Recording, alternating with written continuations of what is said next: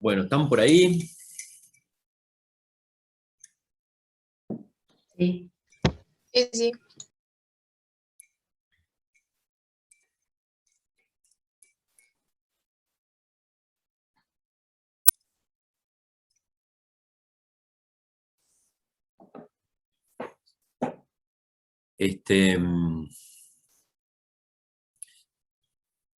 Vamos a hablar un poco ya, meternos un poco más en las fermentaciones. La idea de esa primera clase era que ustedes tuvieran una visión general de todo lo que es el vino, la industria, y desde la química hasta lo sensorial, ¿no? Ahora vamos a empezar a ver acá. Ven la pantalla entera, ¿no? Y el mouse. ¿Está? Sí, Vamos sí, se ve.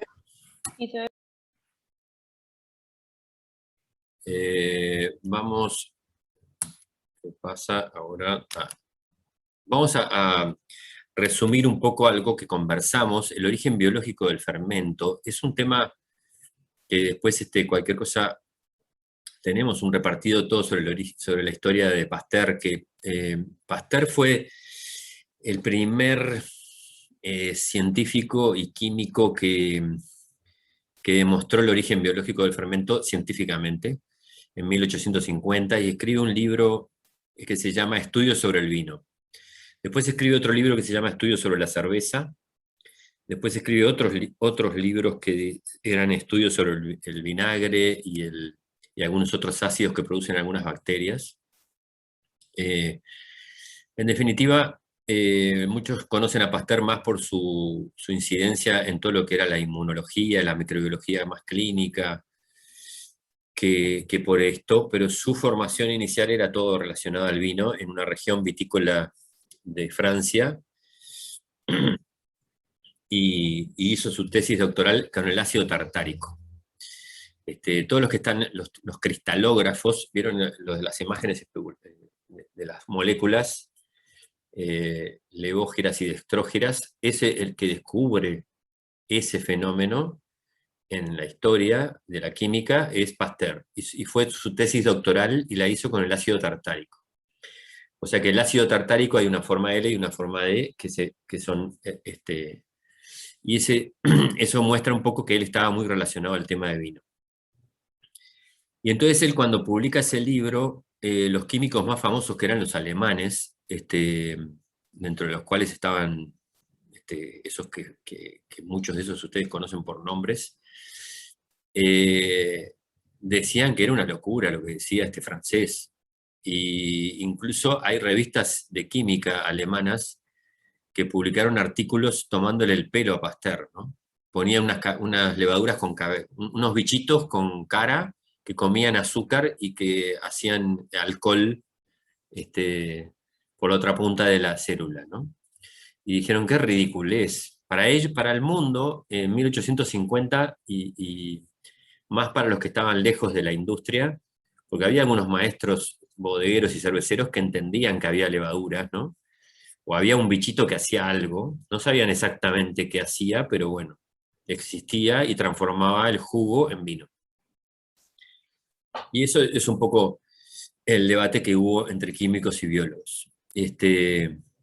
Los químicos pensaban que eran reacciones enzimáticas. Vos pones un jugo de uva o un jugo de manzana o lo que sea, y había una reacción enzimática que empezaba a burbujear, ¿no? Y largaba gas carbónico.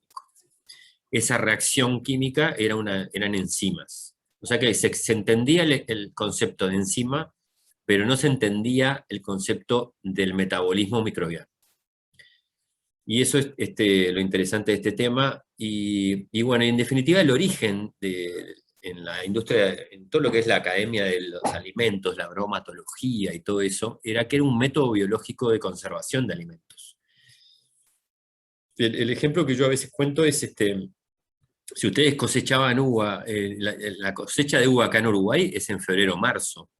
Si a vos te gusta comer uva, no podés comer uva en octubre, noviembre, porque si guardaste uva, seguro que se te fermentó o algo, ¿no? No existían freezers, no podías congelar. Entonces, a algunos se le ocurrió, vamos a guardar uva porque ya me aburrí de comer uva, febrero, marzo, y se me la están comiendo los pájaros. Los pájaros son el dispersor natural de la semilla de uva. Entonces, cuando la uva está madura se la comen los pájaros. O la cosechás y la guardás o se la comen los pájaros. A algunos se le ocurrió, cosechemos todo y la metemos en unas tarrinas de madera y cuando queremos comer uva, vamos y agarramos uva.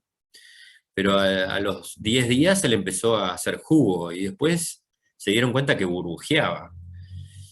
Y entonces, imagínense en un pueblito que todos tomaban jugo de uva al principio, pero después terminaron tomando vino que no sabían lo que era, pero que había cambiado el gusto, no era tan dulce, pero todos se ponían alegres. Entonces dijeron, todas las noches vamos a tomar eso que viste cómo se divierten, bailan mucho más, charlan mucho más la gente, bueno, eso era el vino. Y de ahí viene todo ese concepto medio místico y sagrado que tiene el vino, que es que lo ponen como algo raro. Y era una bebida fermentada. En definitiva, podían tomar vino por un mes, 2 meses más, pero después se transformaba en vinagre. Y ahí surge la industria del vinagre. El vino pasado, picado, como preguntaban hoy, se transformó en vinagre. ¿Qué hago con el vinagre? Y bueno, vos sabés que mata el cólera y ponéselo a las lechugas. Cosechaban a la lechuga regada con agua del río, pero le ponías vinagre y esa gente sobrevivía más que la que no le ponía vinagre. Y así surge el vinagre. Pero en definitiva son métodos biológicos. Gracias a haberlo guardado y fermentado 2 o 3 meses más, pudiste tomar vino o comer uva transformada en vino. Y si no, la tenían que dejar que se la comieran los pájaros, ¿no? Y así pasa con las carnes, los salames, la transformación de embutidos. En el invierno se hace un bicho de estos y te quedan los salames y duran 6 meses, un año, un salame con respecto a la carne fresca. Lo mismo con los quesos. La leche en una noche se te picaba. El picado láctico, o sea, se ponía ácida y se corta, ¿no? Cuando dicen la leche cortada. Y era intomable. En cambio, a alguien se le ocurrió hacer fermentar la leche. Ahí surge el yogur y después también surgen los quesos, que son fermentaciones lácticas, y de ahí empiezan a tener productos fermentados que duraban un mes, 2 meses, y aparecieron después quesos que duran un año entero. Podés tener un queso en tu casa un año entero con leche ordeñada de hace un año. Quiere decir que son métodos biológicos de conservación de alimentos que están resumidos ahí, porque hay una producción de ácido, baja el pH, hay una producción de alcohol, que es un antiséptico, que mata bacterias y mata otros contaminantes posibles. Hay una remoción de nutrientes porque la levadura, al crecer en un mosto de uva o de cualquier mosto, remueve todo el nitrógeno y las vitaminas. Y van a ver que el gráfico de consumo de nitrógeno baja en 24 horas. Una levadura te consume casi todo el nitrógeno de un mosto, porque están especializadas para competir y quedarse con el nitrógeno para que no crezca otro bichito con ese nitrógeno. Hay competencia por espacio.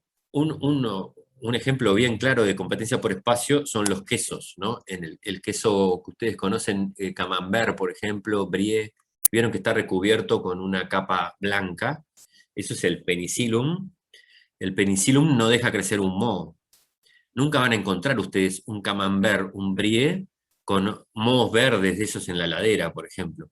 Ellos, en todo caso, protegen, ese hongo protege la masa de queso fermentada. Primero fermentó con bacterias lácticas, después le recubrieron con esas esporas y hicieron crecer el hongo. Y ustedes se comen el hongo. Es gustoso, es muy sabroso y al mismo tiempo no se te contamina. Entonces podés tener un queso un mes, 2 meses fuera de refrigeración. Entonces acá les quedan ejemplos, no sé por qué ahí me saltó, se me salta, pero está. Hay otros ejemplos ahí que les sirven de referencia de otras cosas fermentadas, como son el sake es fermentado de arroz. El pan, lo conocen ustedes, es la harina fermentada. El vinagre, una bebida alcohólica fermentada, es oxidada en realidad a ácido acético. Lácteo fermentado, yogur, quesos, como le dijimos hoy. Picles, los picles que ustedes conocen.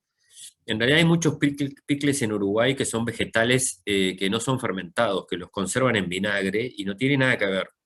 Un pickle bien fermentado es con ácido láctico, con bacterias lácticas, y queda mucho más rico la verdura esa, y se puede conservar meses por estar con ácido láctico, ¿no? Los verdaderos pickles entonces son fermentados. El salame es fermentado de bacterias lácticas. Ustedes si prueban el salame se dan cuenta que es ácido. Esa acidez, al bajar el pH de la carne, permite no se te estropee esa carne. Y bueno, y entonces lo que era inicialmente un proceso biológico para conservación se transformó en un proceso de calidad sensorial. Es mucho más aromático y de calidad sensorial un alimento fermentado que un no fermentado. Entonces ahí surge, ustedes, lo que hablamos hoy del jugo de uva, lo probás y lo lees, no tiene casi aromas, comparado con el fermentado de ese mismo jugo de uva que es un vino. Y lo mismo, como dijimos hoy de ejemplos, la leche fresca no tiene ni cerca la cantidad de aromas que tiene un yogur o un queso. Eso agrega aromas y sabores, complejidad sensorial, agrega sanidad, donde crecen levaduras, por ejemplo, o bacterias lácticas. Quiere decir que no hay un fungicida, un antibiótico. Entonces vos te asegurás que ese alimento no tiene ningún residuo químico que sea peligroso para tus células humanas. Ustedes saben que la levadura, por ejemplo, del Saccharomyces cerevisiae, que es la levadura por excelencia, se usa como modelo eucariota para todo lo que son estudios de cáncer, estudios de reacciones de todo tipo de problemáticas, porque es las células muy parecidas a la humana. Entonces tenemos un tema más sanidad, tenemos más economía, porque lo único que hacemos es un inóculo que se crece adentro del producto, y hay una conservación sin conservantes o con menor necesidad de conservantes, hay mayor estabilidad microbiológica, y entonces eso nos ayuda a tener un producto más sano y sensorialmente más atractivo. Eso es lo que hoy está haciendo crecer la industria de fermentados en el mundo. O sea, en la industria de alimentos cada vez hay más crecimiento de los productos fermentados, por lo sensorial y por lo sanitario. Esto solo les voy a dejar, lo voy a pasar muy rápido. Esto es el vino en el mundo, planificar antes de la vinificación. Un poco ya vimos una idea global.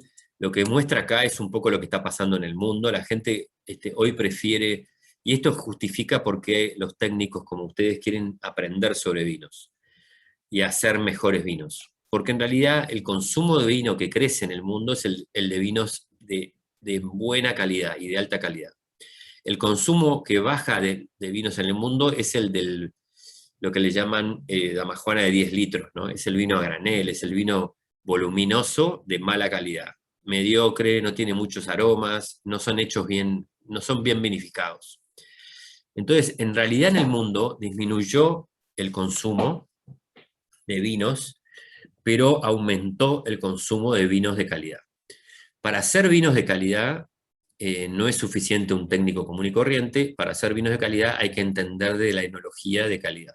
Y para eso es que se forman ustedes y aprenden más a mejorar los procesos de vino, ¿no? Esto es solo datos nomás de la parte de agroindustrias en general, agroalimentaria en general. Es solo una visión. Esto es solo para que tengan una idea. Si ustedes saben hacer vino, tienen una ventaja competitiva con otros técnicos que, por ejemplo, saben hacer uvas. Si vos tenés un viñedo, ese es el gráfico de la rentabilidad de un viñedo. Demora 10 años, 11 años empezar a recuperar el dinero en un viñedo. Si vos agarrás y comprás uvas y las hacés, rápidamente recuperás la inversión. Si vos tenés un viñedo propio, vas a tener una inversión inicial grande, pero después tenés una rentabilidad mucho más alta que el que no hace el vino, ¿no? Entonces, esto es un valor agregado que ustedes van a tener si saben hacer vino. Aprender a hacer vino les va a dar mucho más valor a los alimentos. Aprender a hacer cualquier fermentado va a darle mucho más valor agregado. Yogures, kefir, leche fermentada con levaduras, la kombucha, el té fermentado. O sea, son todas bebidas fermentadas que ahora se están poniendo de moda, porque son sanas, generan antioxidantes, tienen compuestos antioxidantes de las frutas o de las hierbas que uses para fermentar, y además tienen buen valor agregado. O sea, que va a pasar lo mismo en todas las industrias de alimentos. La industria láctea, el que vende leche fresca es mucho menos rentable que el que vende quesos, por ejemplo, o yogures, ¿no? Eso solo se lo dejo como idea. Estos son simplemente cómo analizar lo que el mercado precisa, qué le gusta al consumidor. El diagnóstico del Uruguay también se los dejo. Van a ver que en rojo tienen algunos datos que son fortalezas del Uruguay, como la variedad de Taná, por ejemplo, es una fortaleza. La gente que sabe trabajar en viñas, hay personal que trabaja de hace 3, 4 generaciones en viñedos, ¿no? Y algunas debilidades que tenemos, se las dejo ahí, que son análisis que se hicieron en su momento. Todo esto lo voy a pasar más rápido. Lo que queda claro y resume esto es que para construir una industria de calidad en vinos, tenemos que basarnos en producciones pequeñas pero de alta calidad, y no en volumen como de repente han hecho en Argentina. Argentina, por ejemplo, tiene mucho volumen de vino con respecto a Uruguay. Entonces no podemos competir con volumen, tenemos que producir calidad. Y para producir calidad hay que hacer más investigación, más saber qué variedades se adaptan mejor, todo eso que hablamos hoy, suelo, variedad, región, cómo cosechar, cómo mejorar el proceso, todo eso. O sea que la investigación y desarrollo es un poco lo que sostiene esta pirámide de la calidad. Acá les dejo un poco algunas cosas que ha hecho nuestro grupo de investigación en la Facultad de Química, nuestra visión. Hoy el Uruguay está exportando ya unos 30 millones de dólares, aparentemente va a seguir creciendo la exportación de vinos uruguayos, o sea que puede haber un interés mayor en técnicos que sepan hacer vino, ¿no? Y acá les dejo un poco antecedentes de cosas, de historias antiguas de los últimos 40 años, ¿no? Que es los descubrimientos que se han hecho en el vino en estas décadas. Si se fijan, a pesar de que el vino tiene miles de años de que se maneja, van a ver que tienen conocimientos que se empiezan a desarrollar apenas hace 60, 50, 60, 70 años, ¿no? Y acá les dejo los resúmenes. Si ustedes son curiosos, van a encontrar temas acá que pueden buscar sobre, por ejemplo, el uso de levaduras, el control, entender cómo funciona el pH, temperatura y oxígeno, por ejemplo, en las oxidaciones de los vinos. Se descubre todo eso en los años 50, 60. En el año 50, 60 también el vino desarrolló todo lo sensorial. Toda el área de análisis sensorial que existe hoy en el mundo en realidad nace de una raíz que es el vino. En la década del 50, los únicos que hacían evaluación sensorial bien hecha eran los bodegueros, los enólogos, en las bodegas. En otras industrias ni se hacía prácticamente, o muy poquitos hacían. Entonces era mucho más artesanal. Pero entonces de ahí surge como ciencia la evaluación sensorial, y de ahí surge la estandarización de las copas, todo eso que ustedes vieron, la normalización de los procesos de degustación. Y después van a ver que aparecen las bacterias lácticas en la década del 60, 70. Entienden que ustedes van a tener una clase que es fermentación maloláctica. En el vino, las bacterias lácticas, primas o primas hermanas de las de la leche, por ejemplo, que hacen el yogur, hacen la transformación de ácido málico a láctico. Esa transformación, que pierde gas carbónico, baja la acidez, la intensidad acidez y sube el pH del vino y te da vinos menos ácidos, ¿no? Es muy interesante la fermentación maloláctica para bajar la acidez biológicamente. Entonces tenés un vino tinto, por ejemplo, con menos acidez gracias a haber hecho la fermentación maloláctica. Se descubre la relación tiamina-sulfitos, que esta es la etapa final de la fermentación alcohólica. Tiamina es un cofactor, una vitamina, que es cofactor de la piruvato de carboxilasa, ¿no? No sé por qué estoy sin cargar acá. La batería mía.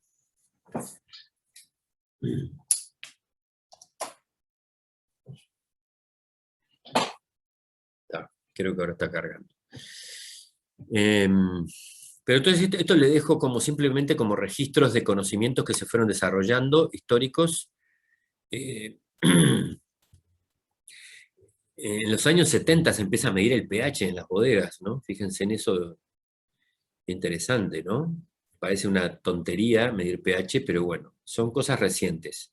Hablamos de que tiene esta industria miles de años, pero sin embargo en los últimos 50 años es donde se descubren, empiezan a entenderse las levaduras, si podemos inocular una levadura hoy en día, o podemos trabajar con levaduras espontáneas, pero conocemos los procesos que está pasando, ¿no? Y la fermentación maloláctica, van a ver que en los prácticos ustedes van a hacer una cromatografía de capa fina, por ejemplo. Ahora existen, por ejemplo, ¿cómo se dice? Una cromatografía que desarrollamos acá en Facultad de Química, que es muy chiquita, es una plaquita de capa fina, de sílica gel, que en una hora vos tenés el resultado de si tal málico, el málico se acabó y pasó al láctico, o si la fermentación maloláctica no terminó todavía, ¿no? Y entonces ese tipo de análisis rápidos, simples, son claves para entender qué está pasando en el proceso. Y les queda eso ahí. Esto ya lo explicamos, en definitiva, la importancia de lo que es la enología, preservar lo máximo posible lo que recibimos en la fruta. Y todo este proceso de la fruta tiene muchos aspectos agronómicos, fisiología vegetal, botánica, clima, suelo, ecología del lugar, todos esos temas, ¿no?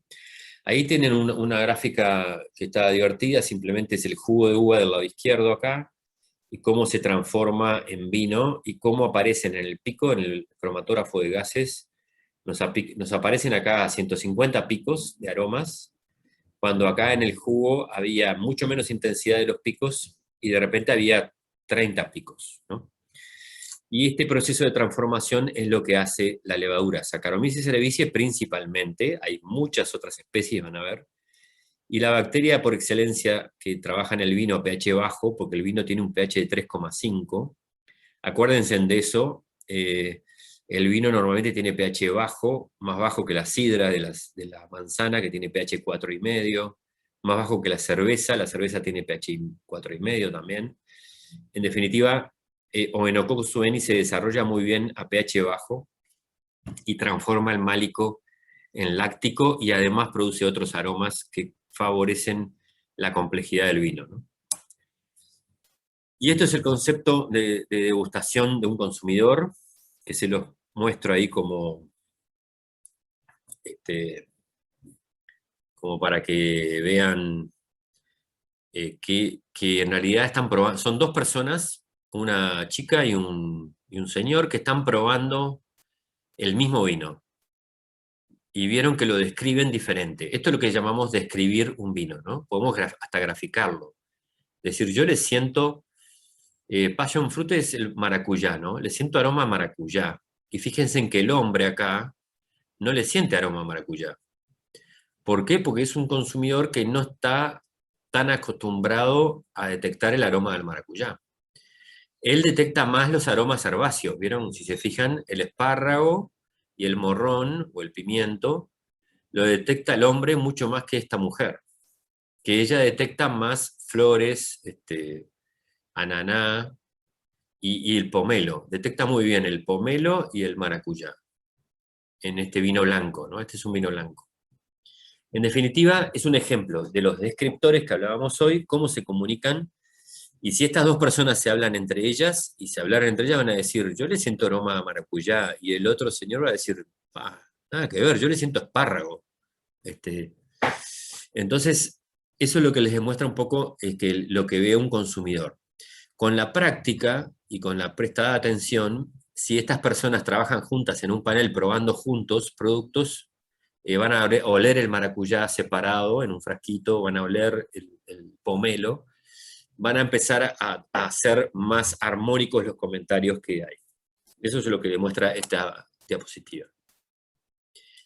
Acá les dejo todas técnicas de biotecnología que hoy se usan en la industria del vino, desde el material vegetal hasta las levaduras, hasta todo lo que son antioxidantes. Hoy hay la mitad de las publicaciones científicas sobre el vino hoy en el mundo tienen que ver con vino y salud. Al descubrir un montón de polifenoles que tiene el vino, que son anticáncer, antivirus, enfermedades cardiovasculares, todo eso ha desarrollado que mucha gente se ha puesto a investigar. Lo que pasa es que en el caso del vino, como haces una maceración con semillas y cáscaras, o un prensado de todo eso, vos extraes unos componentes que son ricos en polifenoles. Entonces, no es una bebida alcohólica como los destilados. El destilado, por ejemplo, tiene mucho alcohol, pero ustedes que han hecho prácticas de destilación, en el matraz del destilado te quedaron todos los polifenoles. Vos no destilaste polifenoles, solo destilaste alcoholes y aromas volátiles, ¿no? Lo que te queda en el matraz es justo lo que está más rico en el vino. O sea, cuando vos no destilás un vino y te tomás eso, te estás tomando la maceración de semillas y cáscaras. Hace unos años los agrónomos nos decían, pero entonces ustedes lo que quieren, los enólogos, es tener más cáscara y más semillas por hectárea. Exactamente, es lo que queremos. O sea, más cáscaras porque hay más color y más polifenoles también, y más semillas con taninos maduros. Tiene que madurar la semilla para que no tenga esos taninos duros verdes, ¿no? Y eso quiere decir que vas a concentrar mucho esa fruta. En definitiva, entonces, eso es un poco lo que ha hecho muy conocido el tema de vino y salud, ¿no? Como una temática saludable. Acá ven el granito, la estructura del granito de uva, tiene las semillitas que tiene adentro, la cáscara, la pulpa, que es normalmente verdosa o amarilla, ¿no?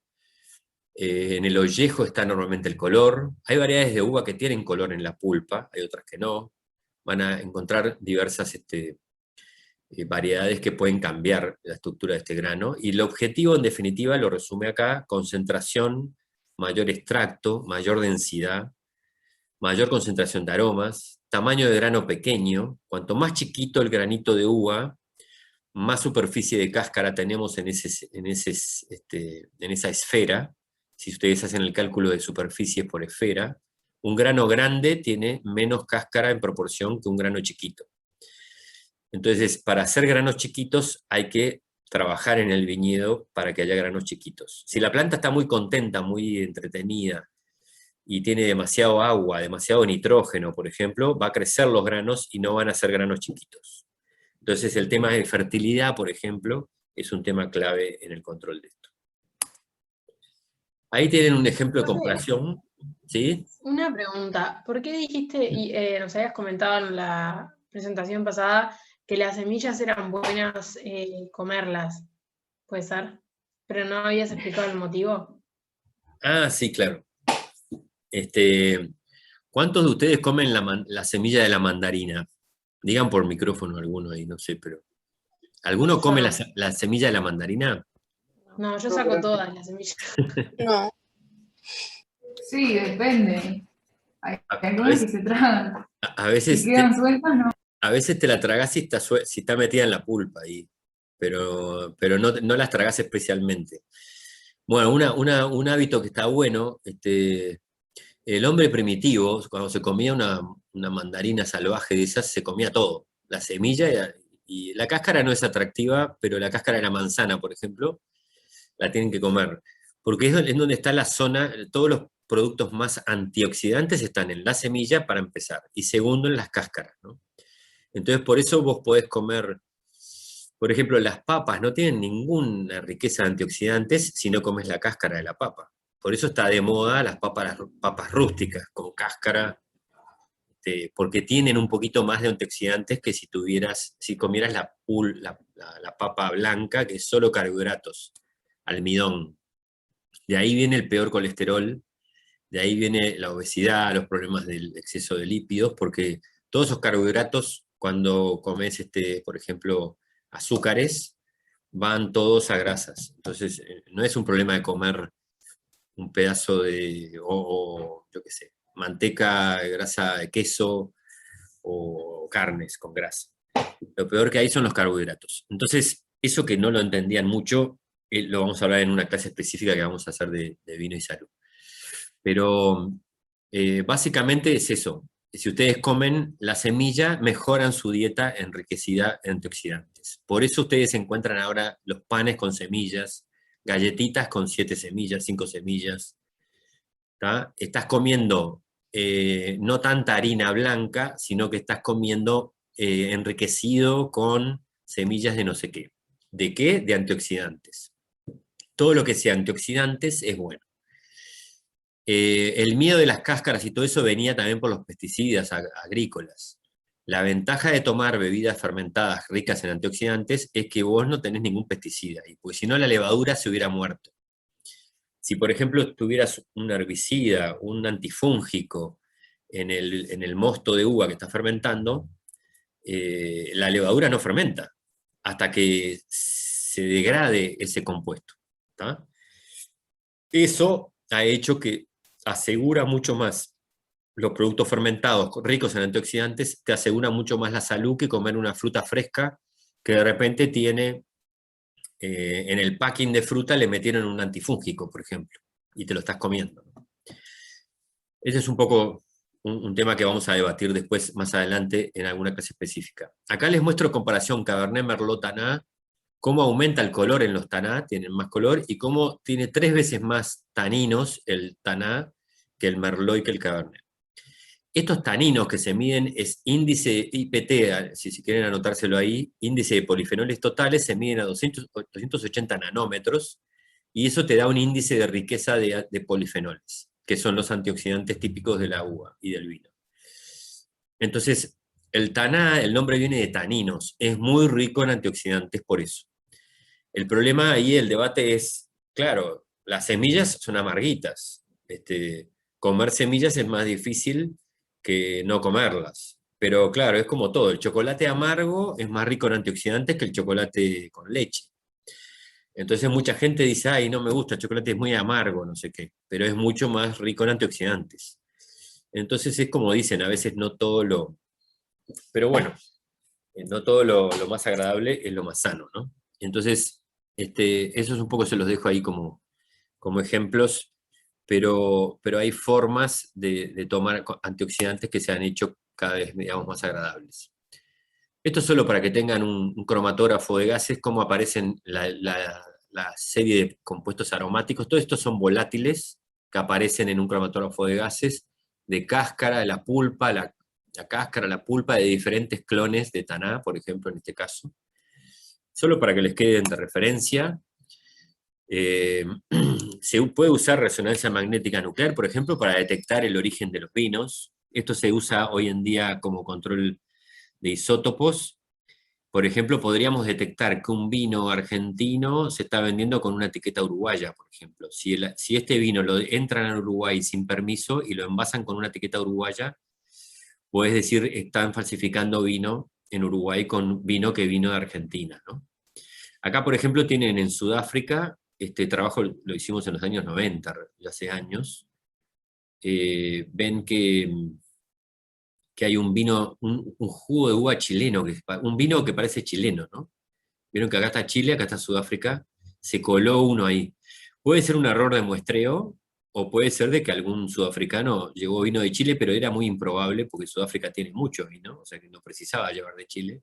Seguramente eso fue un error de muestreo o de etiquetado en los muestreos. Pero esto se usa hoy en la Comunidad Europea, por ejemplo, para detectar si te venden un vino francés que vino de España, por ejemplo. vos podés determinar de que te están falsificando un vino francés con vino español. ¿Tá? Son los métodos sofisticados que hoy existen para detectar por isótopos, por el agua y por el etanol de la fermentación, podés detectar el oxígeno y el hidrógeno de dónde vienen, ¿no? Estos son los microorganismos típicos de la enología, que se los dejo como ejemplos. La levadura tiene una célula de este tipo, la bacteria láctica que participa en la maloláctica tiene una célula de este tipo, y las células vegetales son las que vienen con el racimo de uva. Cuando ustedes muelen, las cáscaras, todas esas células que están ahí, son vegetales. En definitiva, dentro de un mosto recién hecho de uva, ustedes van a tener una convivencia de flora nativa que viene con las levaduras, bacterias nativas que vienen con la uva también, y estas células vegetales que tienen cloroplastos que vienen de la uva. En definitiva, estas células van a morir adentro del mosto y van a aportar proteínas, lípidos, carbohidratos, polisacáridos, que van a aportar adentro del vino. ADN, ARN, ¿no? Todo eso que ustedes conocen. Naturalmente la uva tiene un desarrollo de levaduras y bacterias nativas que vienen en la uva. Normalmente son 10 a la 4, 10 a la 5 máximo células por centímetro cuadrado, ¿no? O por mililitro de mosto molido. Y bueno, y ahí les queda un poco la estructura de grano. Si este grano se rompe en el transporte de la uva, lo que hablábamos hoy, van a tener un problema de que ese jugo que rompe va a hacer crecer levaduras aeróbicas y bacterias acéticas, que son las que precisan oxígeno, porque en el traslado de cajas, ustedes la uva esa se está aireando, ¿no? En cambio, si ustedes muelen adentro de la bodega ya entran adentro de un tanque, con gases inertes, no se oxida, no va a haber oxidación y no va a haber crecimiento de esas levaduras o bacterias que no son las deseables. Normalmente el oxígeno hace crecer levaduras y bacterias que no son las deseables. Entonces es como llegar a la cocina. Cortemos el tomate adentro de la cocina y no que vengan los tomates todos aplastados en el camión que me trajo la verdura de ese día. Ese es un poco igual que si fuera un restaurante. Esto ya lo vieron, como esta clase se daba separada de esta, lo repasábamos de vuelta, pero la levadura participa ahí, en ese proceso, y la por excelencia es Saccharomyces cerevisiae. Naturalmente Saccharomyces cerevisiae es la levadura de bodega, normalmente ella va a dominar adentro de la bodega, y va a entrar con la uva muy, muy baja proporción de levaduras no Saccharomyces, menos de un 1%, ¿no?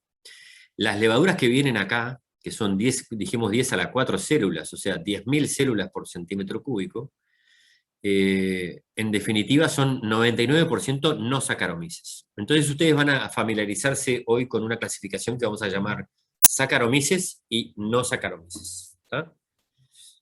Y esto es un ejemplo de las células.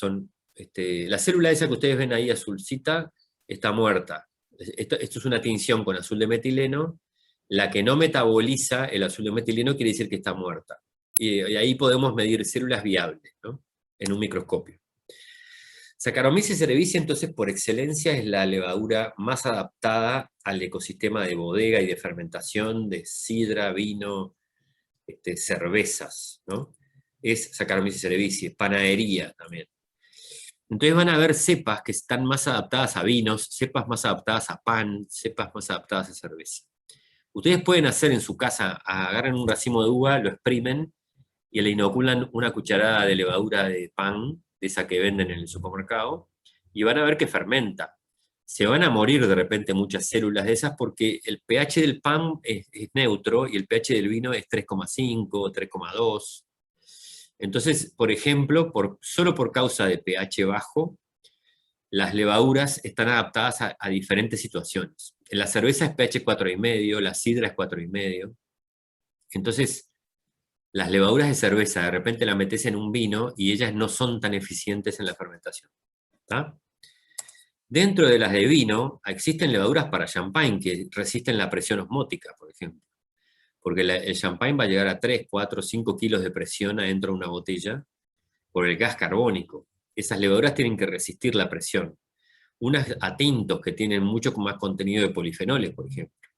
Una de blancos que resiste, yo qué sé, el pH bajo, pero además produce también diferentes aromas. Entonces podemos tener levaduras para blancos que hacen aromas florales y otras que hacen aromas neutros.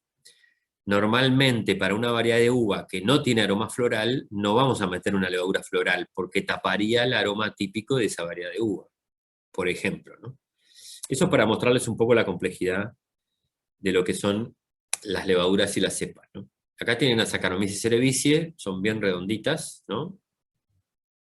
Este fenómeno que ustedes ven acá es de floculación, se llama.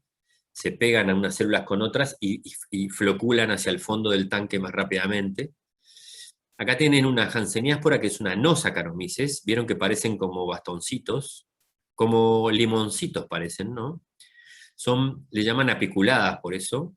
Esta es la Saccharomyces cerevisiae, bien redonditas, y esta es la apiculada de Hanseníaspora, que es la que viene 70%, 60% de las especies que hay en uva son del género Hanseníaspora, ¿no? Si se fijan, los hijos de esta levadura salen por las puntas estas, y en cambio en Saccharomyces cerevisiae dejan estas cicatrices que ustedes ven acá. Acá nació una hija, acá nació otra hija. ¿Vieron ese redondelito que hay ahí? Esos son cicatrices.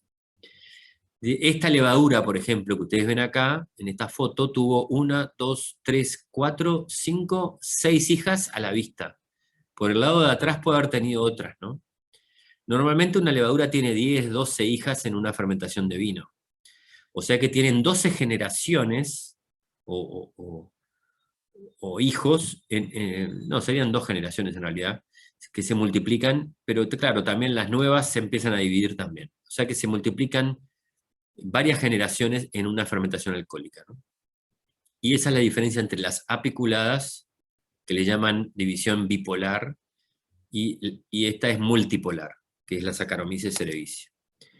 Acá tienen de cerca una Saccharomycopsis, que es otra apiculada, y cada cicatriz de estas como salvavidas es una hija. O sea que esta tuvo, por esa punta salieron 1, 2, 3 hijas. ¿Ah? Schizosaccharomyces es una levadura que parecen bastones, ¿no? Esta es la típica levadura estilo bastón, que no hay muchas especies y son no Saccharomyces. ¿Cómo crecen en placas de Petri?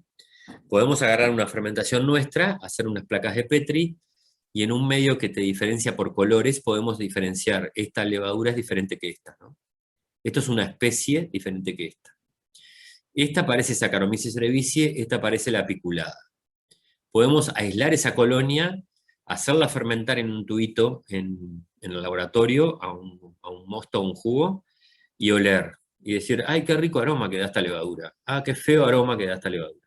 Y ahí empieza lo que es el concepto de selección de levaduras de tu flora nativa, ¿no? Estos son fenómenos que se los dejo ahí, el carácter killer. Hay levaduras que matan a otras adentro de una fermentación. Se puede testear esto en un mosto, en una placa, digo. Si ustedes, si la levadura que ustedes usan la mata la flora nativa, están agregando una levadura innecesaria. O sea, la van a meter adentro de un tanque que se va a morir porque las levaduras nativas la van a matar. Entonces está bueno saber que tu levadura que vayas a inocular no la mate la flora nativa. Y puedes hacer ese ensayo fácilmente en placa, ¿no? Y la floculación es otro ejemplo. Acá vos sembrás de fondo, por ejemplo, tu levadura que vas a inocular y le pones una marca de la levadura nativa que viene del mosto, acá, y puedes decir, hay levaduras nativas en ese mosto que me matan mi levadura comercial o mi levadura que tengo guardada. Y entonces ahí estaríamos entendiendo de que lo que vos agregás en realidad va a morir y no tiene ninguna función, y si compraste levadura peor porque estarías gastando dinero en algo que no funciona, ¿no? Y esto solo muestra la dinámica de las poblaciones, lo que pasa, estas levaduras no Saccharomyces que vienen con la uva, que son la mayoría, dijimos, van cayendo en su población porque son la mayoría aeróbicas y se van muriendo con el gas carbónico, con el etanol, con la situación ácida del mosto. Mientras que Saccharomyces cerevisiae, que es la que está más adaptada a las condiciones de un mosto de uva, va a crecer y va a ser casi el 100% de la terminación de la fermentación. ¿Está? ¿Qué pasa entonces adentro de un tanque? Las no Saccharomyces van a ir muriendo, las Saccharomyces se desarrollan mucho más y terminan dominando la fermentación. ¿Okay? Si los granitos de uva vienen todos rotos, como decíamos hoy, en un camión a granel, lo que pasa es que las no Saccharomyces se multiplicaron mucho y le sacaron los nutrientes a las Saccharomyces, y Saccharomyces va a crecer muy lentamente, y vas a tener defectos aromáticos, vas a tener ácido acético por las bacterias que crecieron con el transporte de la uva, y va a haber detención de fermentaciones, no termina la fermentación bien, ¿no? Ese tipo de fenómenos surgen todo por malas condiciones de transporte de uva. Les dejo, ustedes van a tener una clase de bacterias lácticas y de maloláctica, así que les dejo esto como referencias de las especies de bacterias lácticas que trabajan en el vino, ¿no? El pH como un factor crítico, 3,5 es el pH normalmente en un vino. Esto que ustedes ya lo vieron resumía la complejidad del vino. Lo grosero de la fermentación alcohólica es la producción de etanol y gas carbónico, y eso no es calidad. La calidad está en los microaromas,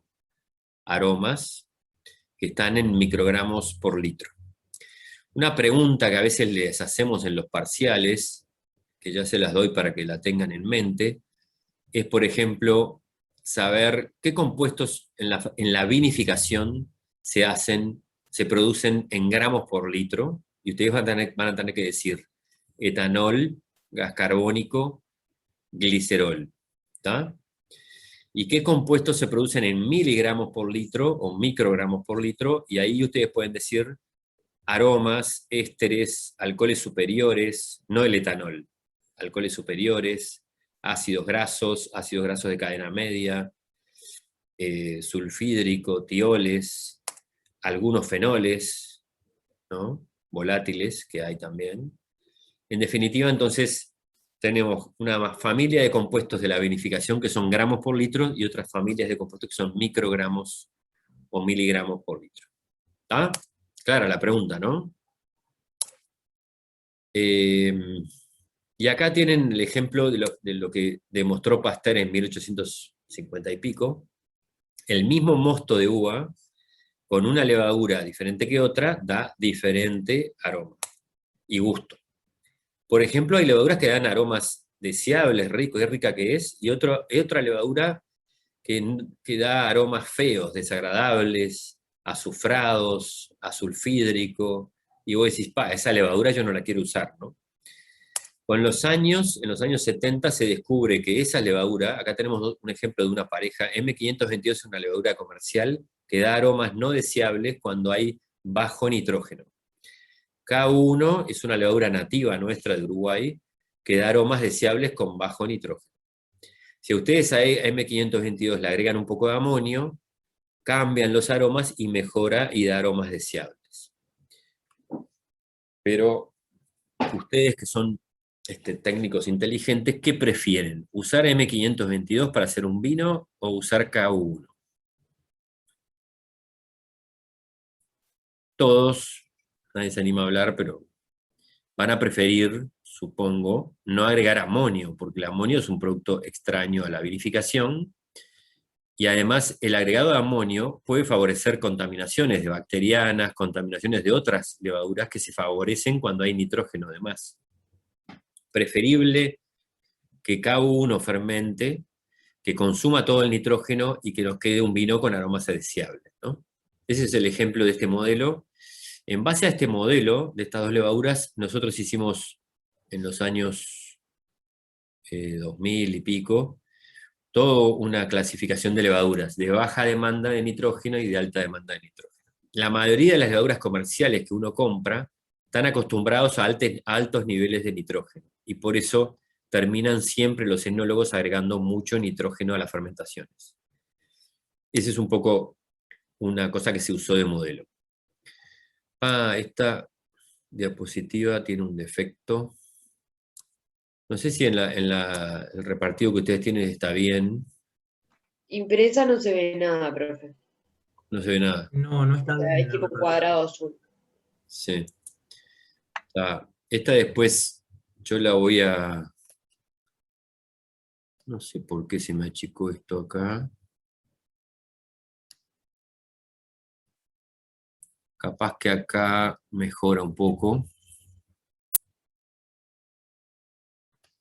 La siguen viendo, ¿no? Sí. Sí. Sí.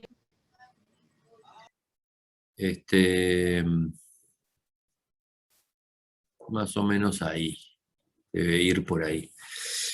Esta es otra pregunta de parcial que ya se la pueden anotar, que es la vinificación.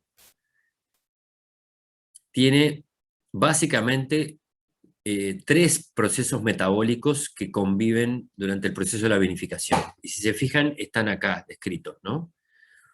Uno es la fermentación, o sea, la glucólisis y fermentación alcohólica, vendría a ser que termina en etanol, que es el 90% más o menos, o más de producción de etanol, que está acá indicado. La fermentación gliceropirúvica es la formación de glicerol, que más o menos acá es un 5 a 9%. Esto es el glicerol, ¿lo ven acá? Y después hay una tercera vía metabólica que ocurre durante la vinificación. O sea, esto ocurre simultáneamente. Glucólisis con fermentación alcohólica, gliceropirúvica que forma glicerol y maloalcohólica que forma etanol a partir del ácido málico. Acá está el ácido málico, entra a piruvato, de piruvato llega a etanol. Esto lo hacen todas las levaduras, pero nada más que Saccharomyces cerevisiae lo hace al 2-3% máximo, mientras que hay algunas no Saccharomyces, como Schizosaccharomyces pombe, que lo hace 90% del málico, lo transforma a etanol. Quiere decir que esa levadura te va a bajar la acidez. Si vos quisieras bajar el málico, por ejemplo, con alguna levadura, usarías Schizosaccharomyces pombe, por ejemplo, que es una levadura no Saccharomyces, que consume todo el málico y lo transforma en etanol. Entonces la respuesta correcta es eso, ¿no? Glucólisis y fermentación alcohólica es la vía metabólica de la fermentación que forma etanol. Gliceropirúvica es la que forma el glicerol a partir del ácido pirúvico. Y la maloalcohólica es la que forma ácido málico a etanol. ¿Ok? Lo que marca las líneas amarillas estas, las flechas, marcan las 3 enzimas claves del metabolismo de Saccharomyces cerevisiae, que está conocida como las 3 enzimas claves que regulan la glucólisis y la fermentación alcohólica. Entonces, ¿qué es la exoquinasa? Que es la que fosforila. La fosfofructoquinasa es una enzima reguladora que consume ATP.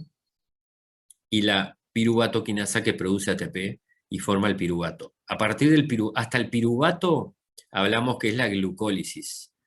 De glucólisis, de piruvato a etanol sería la fermentación alcohólica, ¿no? Como definición bien estricta bioquímica, tendríamos que hablar de glucólisis hasta piruvato, y de piruvato a etanol es la fermentación alcohólica. Porque a piruvato hay muchas células que llegan y de ahí pueden ir a otras cosas, ¿no? No etanol.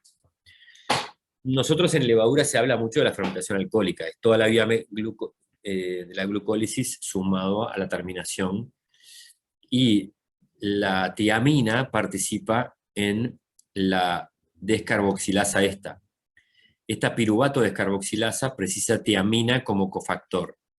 Si a vos te falta tiamina, la fermentación alcohólica es inconclusa, se acumula piruvato, y el piruvato van a ver que es un fijador de sulfitos. Entonces vas a tener fermentaciones defectuosas con más sulfitos combinados. El sulfito normalmente es un volátil que se va, en vez de irse acá con piruvato, él queda retenido dentro del vino, y vas a tener un exceso de sulfitos, que es un compuesto que hoy se controla que sea lo más bajo posible. Y además que termine la fermentación alcohólica y llegue al etanol. ¿Ok? ¿Tienen alguna pregunta de esto? En realidad de esto no le van a preguntar detalles de esto, le van a preguntar eso que les dije, más o menos tener los conceptos claros de lo que es la fermentación alcohólica. Profe, entonces los 3 procesos metabólicos son glucólisis y dentro de la fermentación la alcohólica, la glicerolpirúvica y la maloalcohólica. Claro, ustedes van a decir, ocurren simultáneamente 3 procesos. Fermentación alcohólica que forma etanol en tal porcentaje, que es la que domina más, que es más de 90%. Gliceropirúvica segunda, que es 7, 8, puede ser. Y la maloalcohólica, que en las levaduras normalmente, Saccharomyces, que son las que fermentan principalmente el vino, va a ser muy poquito, ¿no? Creo que aparece acá. Ahí está. ¿Ok? Entonces, ahí tienen más o menos básicamente el 100% de los azúcares. Glucosa, fructosa es lo que entra acá. Acuérdense que la glucosa, fructosa es 50% en cualquier mosto de uva, y entonces va a entrar en esta vía. Todo esto ocurre adentro de la célula, ¿no? Y después, por difusión simple, el etanol y el gas carbónico salen afuera de la célula, ¿no? Porque si no serían tóxicos para la célula. ¿Ok? Quedan ahí las enzimas marcadas. Después, en todo caso, esa diapositiva se las mandamos mejorada en blanco y negro, porque quedó media mal ahí. Composición y calidad del vino, esto es ese tema, ¿no? Microgramos por litro o gramos por litro. Y en realidad, el etanol y el gas carbónico no son factores de calidad. Esto es solo para mostrarle la complejidad de lo que es la fermentación alcohólica o la vinificación. Hay un balance de ATP-ADP que te varía y te cambia todos los aromas y sabores, según la situación del mosto, la situación de la levadura que uses. Solo por un cambio del balance ATP-ADP puede haber muchos cambios aromáticos, porque ustedes vieron que las vías secundarias, que le llamaban vías metabólicas secundarias, son las que producen realmente el aroma. O sea que ahí es donde está el partido jugado, la mayoría, que es el aroma. Y esos son, al ser microgramos, cualquier efecto que vos cambies de balance ATP-ADP o balance NADH y NAD, fíjense, ustedes solo observen esto, a la parte baja de la fermentación alcohólica o la glucólisis, todo se forma NAD, NAD, NAD, y acá arriba hay una demanda de NADH, ¿no? O sea que este NAD que se forma no va a participar de la parte alta de la glucólisis. Entonces hay un balance NADH. Por ejemplo, si ustedes fermentan en un recipiente abierto, es diferente que si fermentan en un tanque cerradito. Por ejemplo, si fermentan el mosto en su casa en una botella, los aromas que se van a producir, que es más reductivo, van a ser diferentes que que en una jarra abierta. ¿Ah?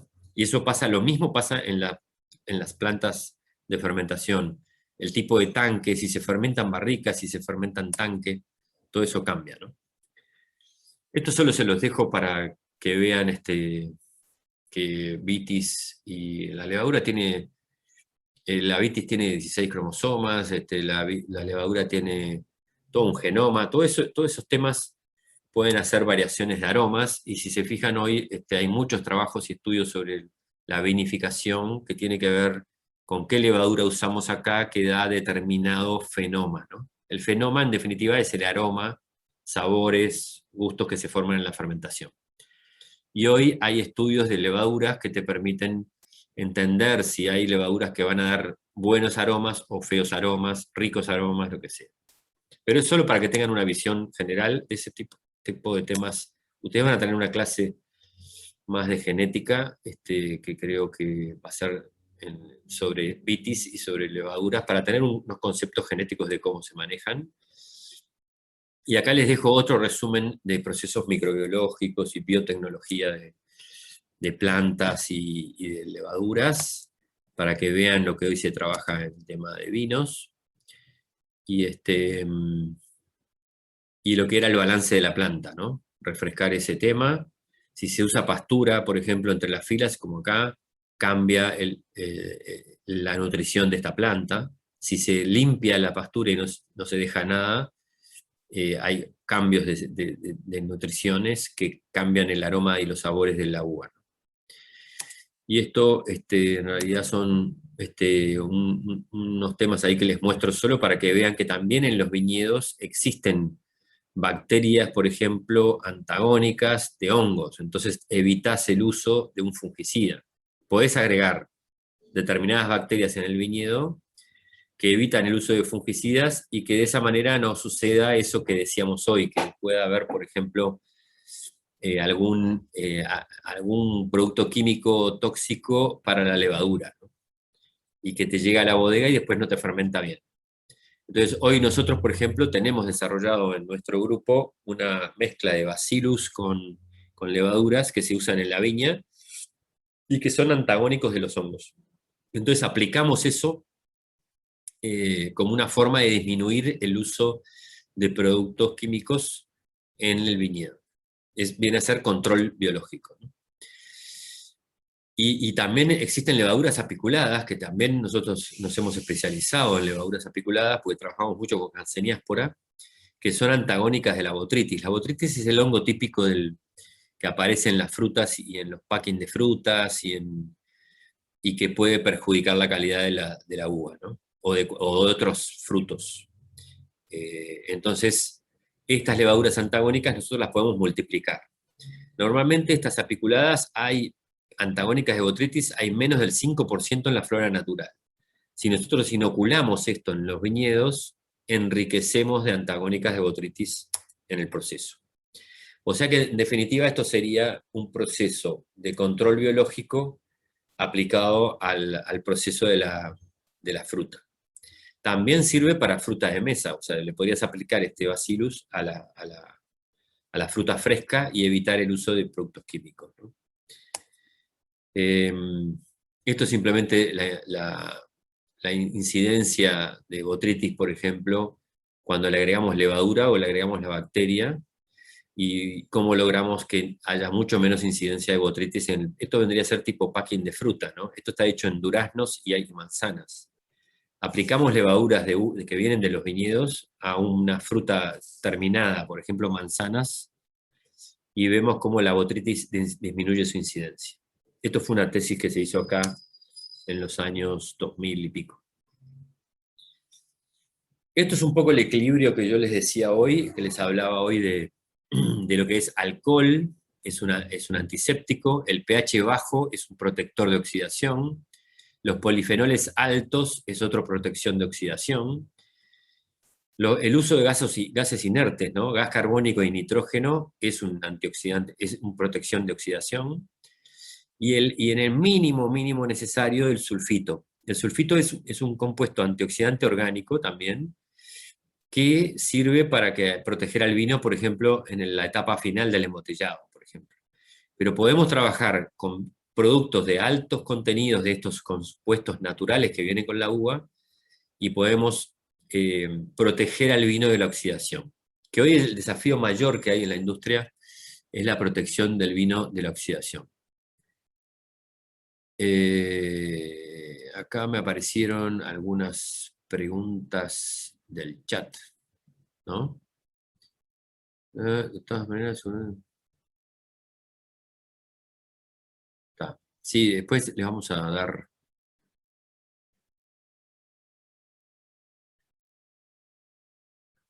Sí, algunos que quieren meterse en el práctico, capaz que después van a tener problemas de espacios. Pero bueno, vamos a ver qué pasa este año. Bueno, en definitiva, esto resume un poco lo que es la estabilidad biológica del vino. En definitiva, esto es lo que buscamos. Hoy alguien preguntó, ¿qué buscamos cuando manejamos un viñedo para hacer vinos de alta gama, de crianza, Y bueno, buscamos contenido de etanol grande para que proteja el vino de la oxidación, pH bajo para que proteja el vino de la oxidación también, polifenoles altos para que protejan el vino de la oxidación, y usar gases inertes en el proceso, o conservar el gas carbónico del vino durante el proceso para protegerlo de la oxidación. Todos estos aspectos nos dan estabilidad y nos disminuyen el uso de cualquier agregado, conservantes, químicos o lo que sea. A ver, ¿por qué no me pasa esto? Estos son algo ya sensorial que hablamos. Ahí ustedes tienen un resumencito que les queda para que tengan pruebas sensoriales que se hacen fácilmente en bodega y tener conceptos, ¿no? Lo que hablábamos hoy, preparar las temperaturas de las muestras, ¿no? Las copas siempre se huelen antes de usarlas con un vino. Puede pasar que una copa mal lavada tenga aroma de detergente o aroma a algo, y vos le servís un vino ahí adentro en el laboratorio sin olerla, y decís, ay, no me gustó este vino, no sé qué, y estás oliendo detergente de jabón en vez de estarle oliendo el verdadero aroma del vino, ¿no? O sea, estos cuidados son un resumen muy práctico y muy aplicable para todo el día a día de los ensayos en bodega. Los consumidores tienen conceptos sensoriales afectivos, me gusta, no me gusta, es rico, prefiero este que este otro, y eso está perfecto, son métodos afectivos, mientras que los métodos analíticos es tratar de discriminar, ¿no? Probamos una levadura diferente que otra, por ejemplo, podemos poner sin que la persona que va a hacer el test sepa dos copas repetidas y una diferente. Eso es un test triangular, por ejemplo. Si la persona detecta cuál es la diferente de las tres copas, diríamos, ah, mirá qué bien, la levadura esta hizo algo diferente que esta otra, ¿no? Y si no, hay mucho prejuicio y mucha subjetividad en el tema sensorial, y después terminamos como esos enólogos que están convencidos que su vino es el mejor de todos, pero en realidad no están haciendo una evaluación sensorial bien objetiva. Entonces, y los descriptivos, ya lo hablamos varias veces, que son todos esos aromas, familias de aromas, que es la única forma de comunicarse y describir un vino. Se presta para payar, se presta para cualquier cuento e historia, pero si se hace bien, ustedes van a tener descriptores que encuentran en este vino, se siente aroma esto, no sé qué, y podrías describirlo, que a veces te piden, los consumidores te piden a veces, ¿cómo lo describirías este vino, no? Y bueno, hay mucho palle en eso, pero científicamente es comprobable si lo haces bien hecho. Eso es un poco lo que nosotros tenemos que conocer. Acá les dejo los descriptores del TANA, por ejemplo. Acá está hecho con maloláctica y sin maloláctica. Lo que ustedes ven en esta gráfica acá, vieron que dice con FML, es con fermentación maloláctica, sin fermentación maloláctica, el TANAT, ¿no? Tiene muchos más frutos rojos sin fermentación maloláctica y menos frutos y más té negro y levaduras, trufa, cuando hace la maloláctica, ¿no? Entonces acá ustedes tienen un ejemplo de descriptores. Así se hace un gráfico. Esto se hizo con un panel entrenado en el año 2000 en Facultad de Química, y eso está publicado como descriptores del TANAT, ¿no?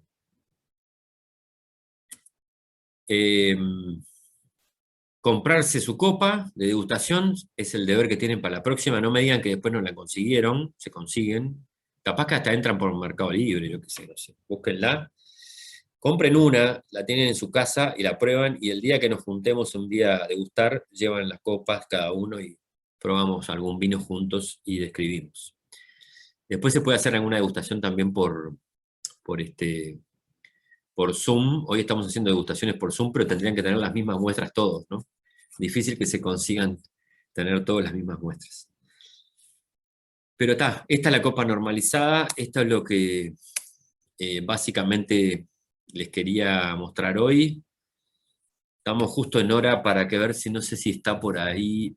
¿Alguna pregunta que quieran hacer antes que entre Karina por temas de prácticos? No, en realidad yo, profe, te quería preguntar sobre los parciales, o sea, la manera de evaluación, cómo son, qué puntaje. Está. Eso lo van a también poder hablar ahora después con Karina. Y básicamente, creo que que cualquier cosa nos vamos a ver de vuelta, y que cualquier pregunta que tengan o dudas o lo que sea, estamos en contacto. Y bueno, espero que no haya sido demasiado material para digerir, y que no se me hayan dormido, ya que no los puedo ver a todos juntos acá en la misma pantalla. No sé si está por ahí Karina. Sí. Está Laurita también, debe andar por ahí, y Valentina. Ah, está todo el Sí, staff. todo el staff. Buenas. Estamos completas.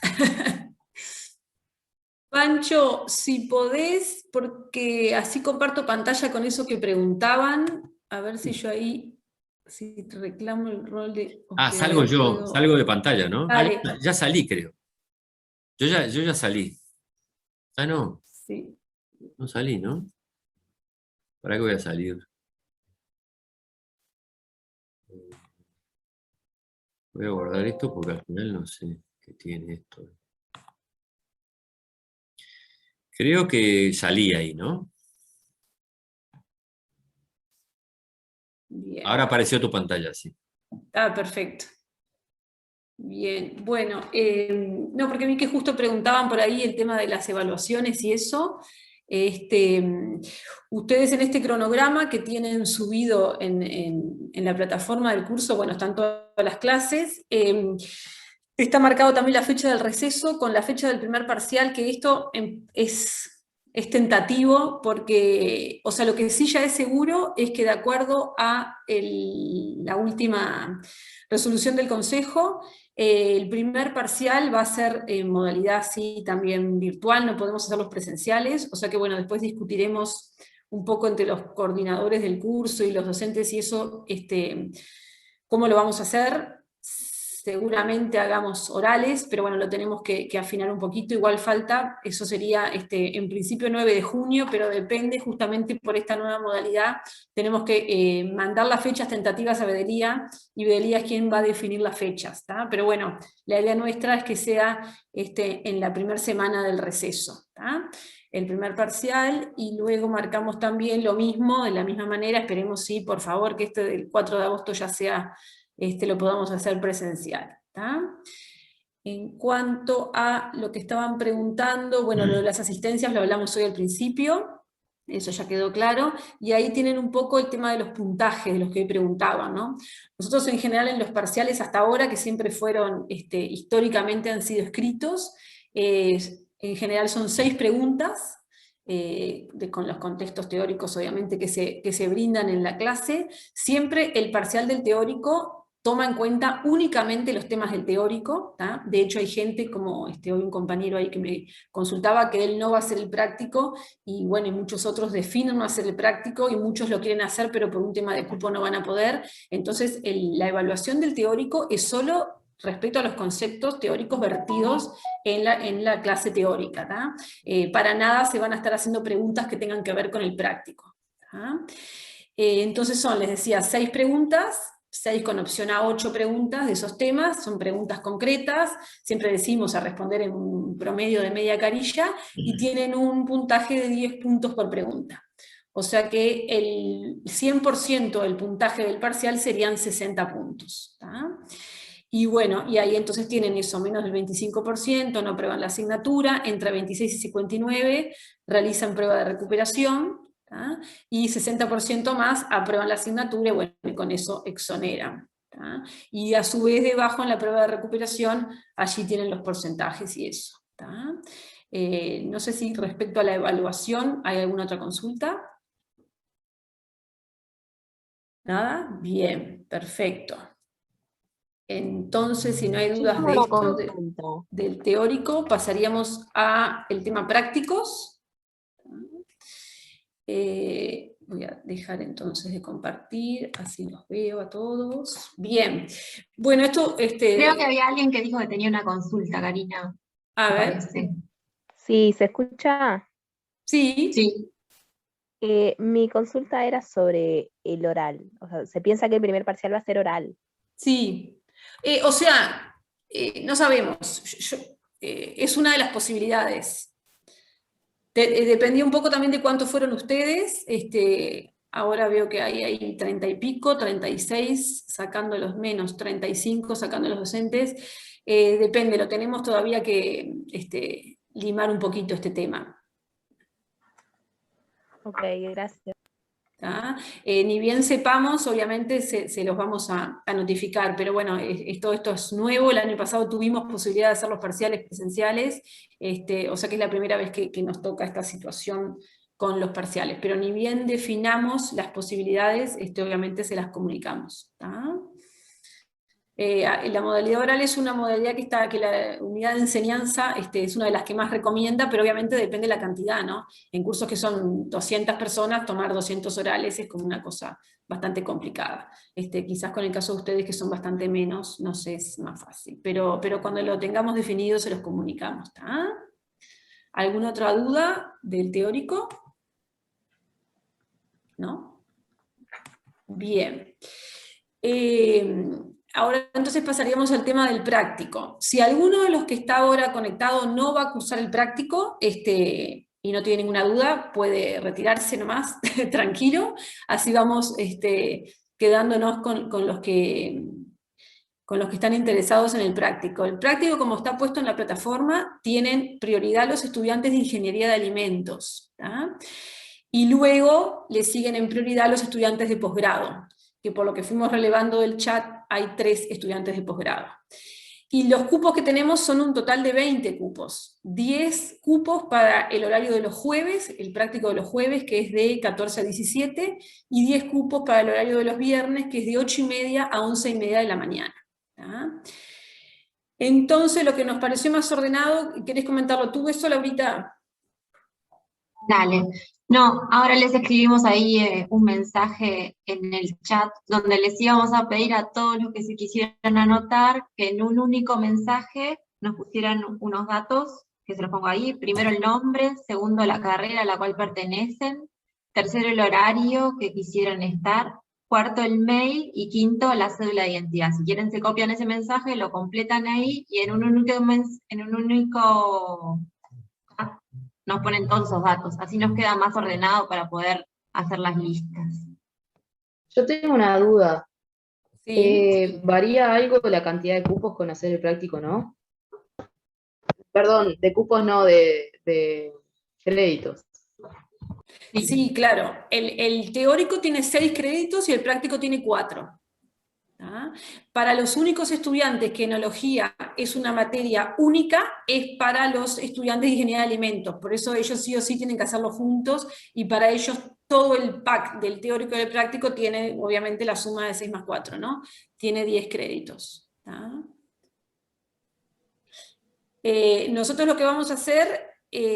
no, algo importante, pongan ahí la preferencia, pero aquellos que puedan tener flexibilidad, o sea, para hacerlo un día u otro, también estaría bueno que lo dejaran claro, porque si ahora todos empiezan a poner, por decir algo, los jueves, obviamente hay 10 lugares los jueves, ¿está? Entonces aquellos que tengan la posibilidad de que les dé lo mismo, o que prefieran un día, pero que también pueden el otro, también por favor déjenlo en claro ahí, porque nosotros ahora a la hora de hacer las listas, eso nos facilita. Hay una materia que es análisis de alimentos que es común de este semestre y que la mayoría que hacemos ingeniería de alimentos la tenemos, que es el jueves de tarde, el teórico. Sí. Yo, por ejemplo, puse el viernes de mañana porque todavía no han hablado si se graba o no la clase. Creo que es lo que nos pasa a casi todos. Sí, eso Pero nos pasa. capaz que si se graba después podemos ver. Sí, eso nos pasa todos los años con el curso de análisis de alimentos. En general igual no son tantos los que están haciendo a la vez, en general son 4 o 5 personas, no es que sean todos los de ingeniería de alimentos. De hecho hay algunos nombres ahí que nos resultan familiares de estudiantes que ya tuvimos en análisis de alimentos y que bueno, que ahora van a hacer enología, algunas caritas conocidas por ahí. Pero sí, sabemos eso, bueno, pero eso también, cualquier cosa lo agregan ahí, lo ponen y le damos preferencia a eso, ¿está? ¿Podrías repetir los horarios? ¿Era jueves de tarde o viernes de mañana? Exacto, jueves de 14 a ¿La 17. hora la sabes? Jueves de 14 a 17 y viernes de 8:30 a 11:30. Bien, gracias. Profe, yo Sí. ya, o sea, por el horario ya hice la elección, pero también había mandado un mail Sí, con la tengo todo. constancia. Tenemos de todo lo trabajo. tuyo, Leticia. De hecho, ya en la lista que ya estábamos armando, ya te tenemos sí o sí para los viernes, ¿verdad? Corregime si está bien esto. No, Perfecto. los jueves de tarde. Yo trabajo de mañana. Con la constancia dice que trabajo de mañana. Ah, entonces querés los jueves. Sí, los jueves de tarde. Te había puesto mal yo acá. Bueno, dale, genial. Corregí porque mandé mal el primer mensaje y lo corregí. Es el segundo que quedó en el chat. Pido disculpas. Bien, ahora igual revisamos todo, no se preocupen. Gracias. ¿Necesitan constancia de trabajo? Sí, en el caso que trabajen y que sí o sí puedan solo en uno de estos días, precisamos la constancia. Si no, el caso de Leticia le dimos curso a la inscripción porque ella ya mandó la constancia. Pero si no, no podemos. No, yo no sabía, pero ya la consigo. Perfecto. Dale, gracias. Yo también no sabía que había que mandar constancia, pero estoy en la misma porque mañana no puedo. Bien. Bueno, en esos casos nos la mandan por mail, ¿tá? Dale, muchas gracias. De nada. Vieron que la semana que viene, bueno, ya arranca el práctico. En la primera práctica va a estar Laurita y Valentina, que también anda por ahí. No sé si querés presentarte, ¿vale? Hola, ¿cómo andan todos? Estaba acá en las sombras. Bien, y ustedes ya tienen en la plataforma lo que le llamamos la cuadernola o el manual de prácticas, ¿no? Entonces, ese manual lo que tienen que hacer es, en función del cronograma del práctico, del tema o los temas que dice la práctica, tienen que buscarla en esa cuadernola del práctico. Puede pasar que no esté en el mismo orden del cronograma del práctico, porque con este tema pandémico lo que tuvimos que hacer fue reagrupar prácticas. Entonces, para no estar modificando el material todos los años, el material quedó fijo, pero bueno, ustedes ya a la altura de la carrera que están, perfectamente se fijan el tema y lo buscan en esa cuadernola del práctico. ¿Tá? No sé si Laurita, Vale, quieren comentar un poco cómo es la evaluación de los prácticos. Vos estás anotando ahí algo, Laura, si querés capaz que lo... No, estaba copiándolo del chat ya en un Excel, pero sigo después. No, hasta lo que hacemos es más o menos la dinámica. Nosotros les mandamos, además del material de la cuaderneta, para casi todos los prácticos, no para todos, hay algunos materiales extra para que vean. Algunos son videos de distintas universidades o distintos materiales que hemos conseguido por ahí. Y los que le pedimos la mayoría de las veces es que, bueno, que hagan, nosotros les vamos a pasar por mail dentro de cada grupo, vamos a armar 2 subgrupos, o sea, los jueves va a haber 2 subgrupos y los viernes va a haber 2 subgrupos, y cada uno va a tener un horario distinto, ¿no? Dentro de cada subgrupo, en realidad lo que les vamos a pedir también es que entre ustedes armen una presentación, que en el mail que les vamos a enviar sobre el práctico de la semana que viene les vamos a comentar más, sobre o mismo sobre las técnicas que aparecen en la cuaderneta, si no hay otras técnicas, o a veces en algunas ocasiones les vamos a pedir que busquen ustedes por su cuenta otras técnicas para evaluar el parámetro que vamos a estudiar esa semana en el práctico, que nos permitan determinar ese parámetro que estamos analizando. Por ejemplo, la semana que viene va a ser la determinación de glúcidos, de azúcares, ¿no? Entonces, bueno, vamos a ver lo que es, en el práctico normalmente nosotros lo que hacemos es una valoración con ferricianuro, una oxidorreducción. Lo que les vamos a pedir, capaz, que ustedes busquen por qué otras técnicas podrían ustedes determinar azúcares en vino, y que armen entre ese pequeño subgrupo, que va a ser de 5 personas, una pequeña presentación. Y a su vez lo que hacemos es, mediante preguntas que vamos realizando, ir discutiendo todos los puntos que están presentes, como lo hacemos en el práctico, de la cuaderneta, ¿no? Sobre la parte, digamos, teórica de la cuaderneta. No sé si me faltó algo, Medina. Sí, creo que está bien, no sé si quedó claro. Y un poco también de la técnica, además de la parte teórica también. Ahí va. Si bien no la hacemos como un punteo de cómo serían los pasos si la tuviésemos que hacer. Ahí está. Siempre que podemos les mandamos algún video, ¿no? Lo más parecido posible a la técnica que nosotros usamos en el práctico, como para que vean prácticamente cómo se realizaría. Exacto. Y a veces en esa instancia de discusión que les decía Laura que hacemos al final de las prácticas, muchas veces lo que hacemos es justamente que ustedes comparen ese video con la técnica que hubiéramos hecho si estuviéramos presencial, por ejemplo, viendo similitudes, diferencias, ventajas de un método, ventajas del otro. Eso también, eso del video nos permite justamente que ustedes vean algo práctico, por decirlo de alguna manera, y compararlo con la técnica clásica, que es la que ustedes tienen en el manual, ¿no? Entonces ahí como para hacer ese ejercicio de pensar un poquitito y de meterse en la técnica y de discutir. ¿Ah? ¿Alguna otra duda? Entonces el primer práctico es de azúcares reductores. Sí, vamos a arrancar por ese. Ustedes van a corregir porque el cronograma del práctico que está subido es como otro. Ah, me fijo. Me Arrancaría fijo. la próxima semana. Arranca la ¿Cómo? semana que viene. Me fijo eso, pensé que estaba el último, pero lo revisamos, ¿está? Igual Y la lo que semana estén que viene. atentos a eso que dijo Karina, que el orden que tenemos ahora en el práctico no va a coincidir con el de la cuaderneta. Entonces hay temas que los tienen que ir a buscar, o que pueden estar, que antes estaban en una sola práctica y que ahora pueden estar separados. Entonces eso lo van a tener que buscar. Eso lo miramos en el cronograma que estaban compartiendo hace un rato, ¿no? Ese cronograma que yo estaba compartiendo es el del teórico. Si quieren podemos compartir el del práctico. Esperen que lo voy a buscar acá. Pero Pregunta, está ¿el práctico en el va a ser- curso, ¿verdad? ¿Cómo? Está publicado en el EVA. Sí. Sí, exacto, está publicado. ¿El curso va a ser 100% virtual o vamos a tener prácticas presenciales? Si es que cambia esto. Si cambia esto, sí.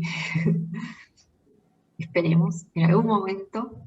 No, calculo que va a ser más o menos, no sé, como fue el año pasado, que en algún momento se pudo volver y hacer algo. No vamos a poder hacer todas las instancias prácticas que tenemos en un año normal, pero bueno, haremos lo más posible.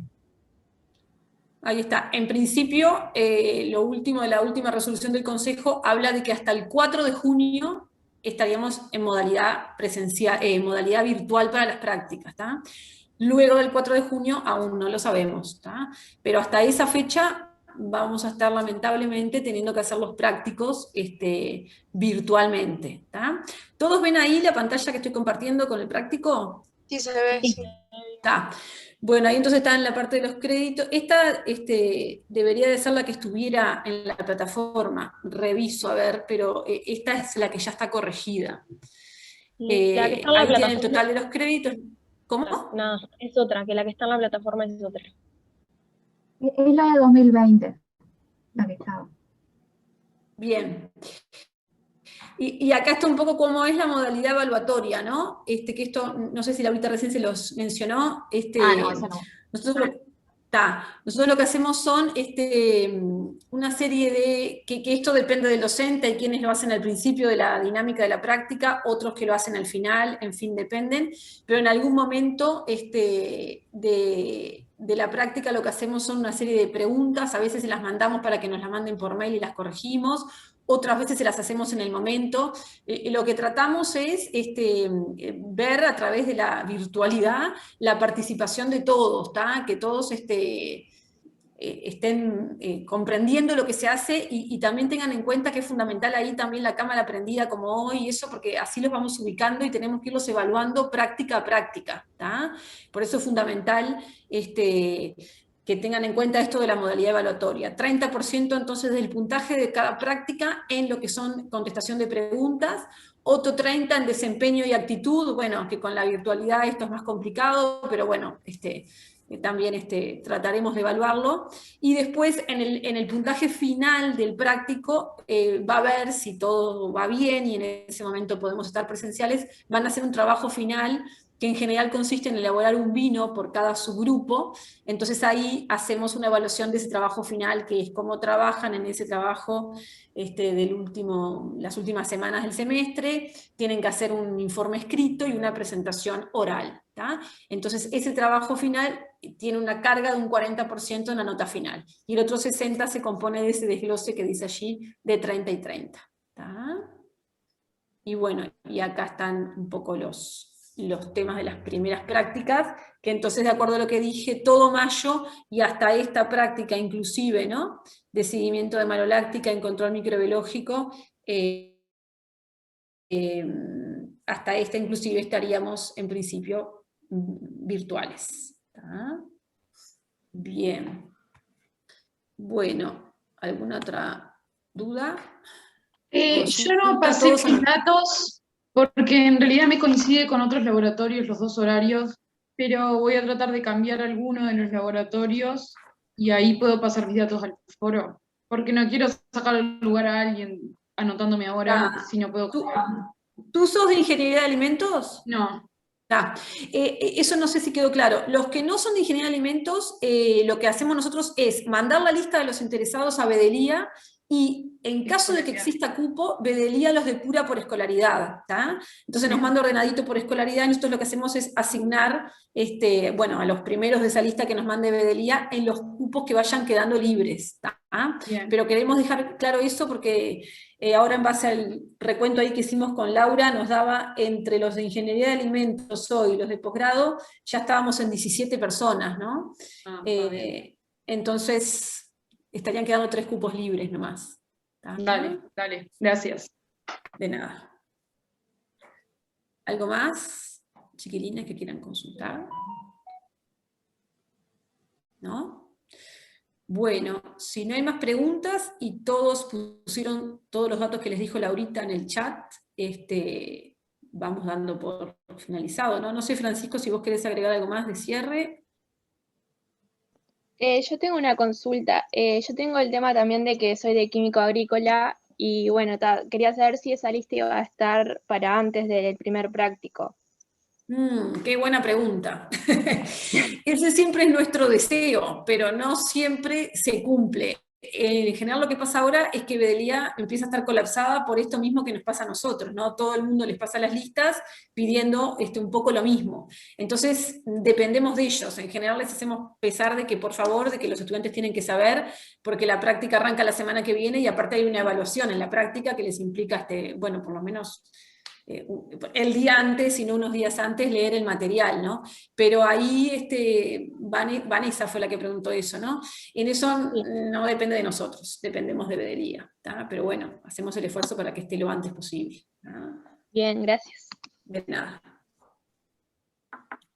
No, yo no tengo nada en especial. Suerte con el curso y seguimos en contacto. Perfecto, muy bien. Bueno, nos estamos viendo entonces hasta el miércoles que viene, el próximo teórico, y bueno, y los que arranquen el práctico también hasta el jueves que viene, jueves y viernes. ¿Ah? Pasen bien. Gracias. Chao, de nada. Chao. Hasta el miércoles.